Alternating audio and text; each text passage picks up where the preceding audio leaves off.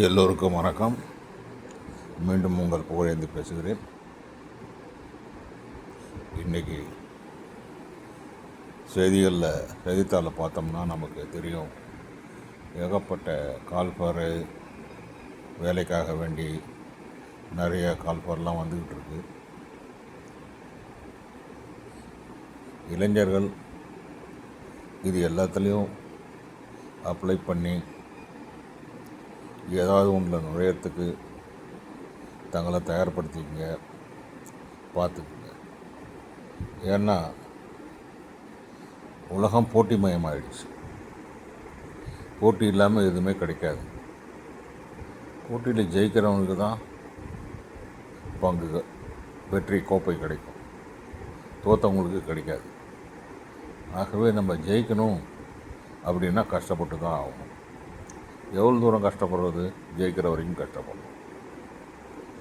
ஜெயிக்கிற வரைக்கும் கஷ்டப்பட்டால் தான் பெண்ணால் நல்லா இருக்க முடியும். எவ்வளோ கால்பார் வருது பார்க்குறாங்க. எதுக்கும் அவங்க போட்டி இல்லாமல், தேர்வு இல்லாமல் எடுக்கிறதில்ல. அதனால் தேர்வில் நீங்கள் பாஸ் ஆகிறது ரொம்ப அவசியம். அதுக்காக நீங்கள் உங்களை தயார்படுத்திக்கிறது அவசியம். தேர்வுக்கான கட்டணங்கள் அதெல்லாம் கேட்குறாங்க, கொடுத்து தான் ஆகணும். உங்களால் கொடுக்க முடியாத பட்சத்தில் யாராவது இதுக்கு முன்னால் அந்த மாதிரி படித்து வேலையில் சேர்ந்தவங்க இருப்பாங்க. அவங்கள்ட்ட இந்த மாதிரி தேர்வு கட்டணம் எழுதணும், 500 ரூபாயோ 400 ரூபாயோ 200 ரூபாயோன்னு சொன்னால் அவங்க கொடுக்க மாட்டேன் அப்படின்னு சொல்ல மாட்டாங்க. ஏன்னா ஏற்கனவே கஷ்டப்பட்டு வந்தவங்களுக்கு அந்த வழி தெரியும். அதனால் அவங்க முடியாதுன்னெலாம் சொல்ல மாட்டாங்க, கொடுத்துருவாங்க. அதனால் நீங்கள் உங்களை தயார்படுத்திக்கணும். ஏன்னா அவங்க எத்தனை இதில் ஆங்கிளில் கேள்வி கேட்குறாங்க. General knowledge, mathematics, English, test of reasoning, analytical ability, அப்புறம் உங்களுடைய ஞாபக சக்தி, இதெல்லாம் கேட்குறாங்க இல்லையா? எல்லாமே எல்லாத்துலேயுமே ஸ்பெஷலிஸ்ட்டாக இருப்பாங்கன்னு சொல்ல முடியாது. சில பேருக்கு மேக்ஸ் வரும், சில பேருக்கு இங்கிலீஷ் வரும், சில பேருக்கு அனலிட்டிக்கல் வரும். நமக்கு எதில் நாலேஜ் கம்மியாக இருக்கும், அதுக்காக ஒரு டியூஷனோ இல்லை ஒரு கோச்சிங் கிளாஸோ ஒரு 30 நாளைக்கோ ஒரு 45 நாளைக்கோ, அது ஒன்றும் இல்லைனாலும் ஒரு 10 நாளைக்காவது இந்த விஷயம் தெரிஞ்சவங்கள்ட்ட யார்கிட்டையாவது போய் அது என்னான்னு கற்றுக்குங்க.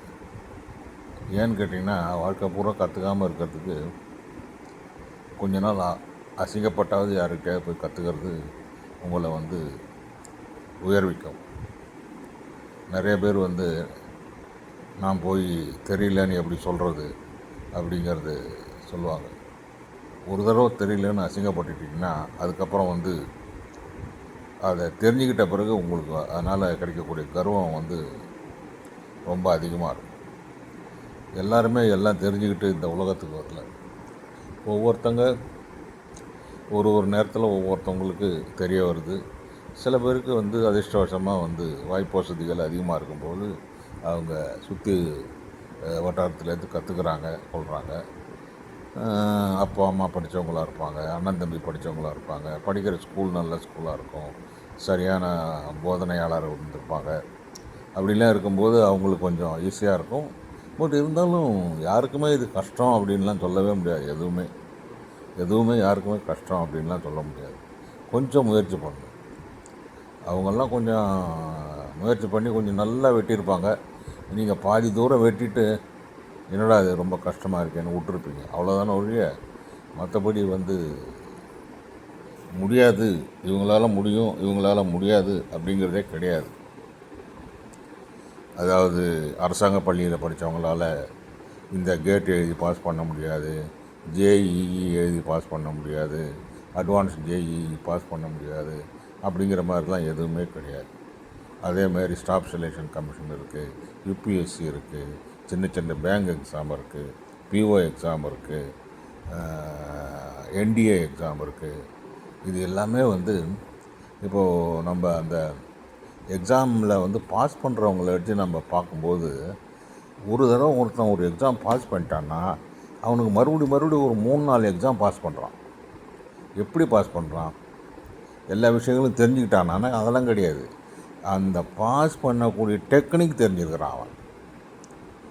அந்த டெக்னிக்கை தெரிஞ்சு அடிக்கிறான், பாஸ் பண்ணிடுறான். மறுபடியும் அதே டெக்னிக் வருது, அதையே அடிக்கிறான், பாஸ் பண்ணிடுறான். ஸோ நமக்கு தெரிய அறிவு கிடையாது, டெக்னிக்கை தெரிஞ்சுக்கணும் நீங்கள்.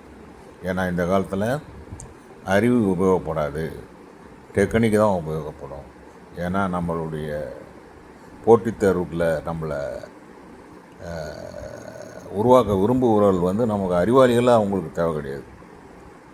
அவங்களுக்கு வேண்டிங்கிறது அந்த டெக்னிக். இந்த டெக்னிக் தெரிஞ்சுன்னு இவன் எடுத்துக்கலாம், இந்த டெக்னிக் தான்.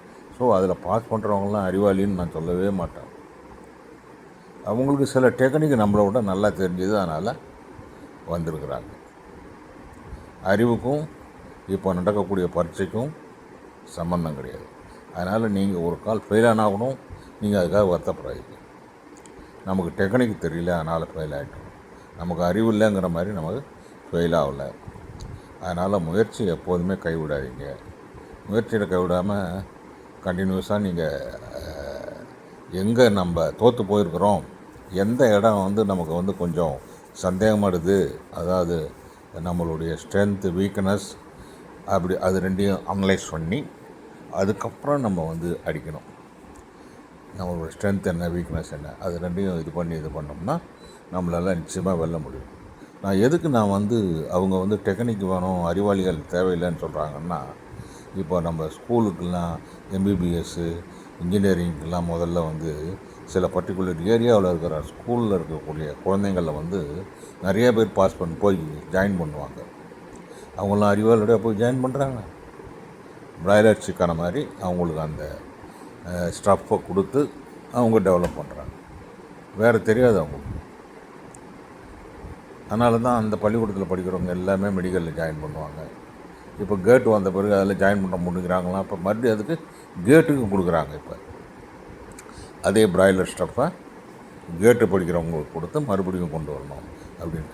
ஸோ இது வந்து ஒரு தொடர்கதை. நீ என்ன கேட்குறியோ அதை நான் கொடுக்குறேன் அப்படிங்கிற மாதிரி. அதனால் இப்போ காம்படிஷன் ரொம்ப அதிகமாகிட்டு இருக்கு. அதுக்கேற்ற மாதிரி நம்மளும் மூவ் ஆகணும். குறிப்பாக அரசு பள்ளி மாணவர்கள் தங்களை வந்து மனந்தளராமல் தங்கள் முயற்சிகளை தொடரணும். முயற்சிகளை தொடர்ந்தீங்கன்னா உங்களால் நிச்சயம் வெற்றி அடைய முடியும்.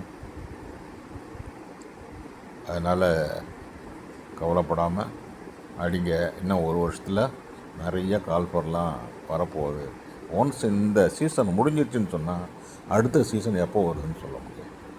அதனால் கொஞ்சம் கேர்ஃபுல்லாக அடித்து பாஸ் பண்ணிடுங்க. நன்றி, வணக்கம்.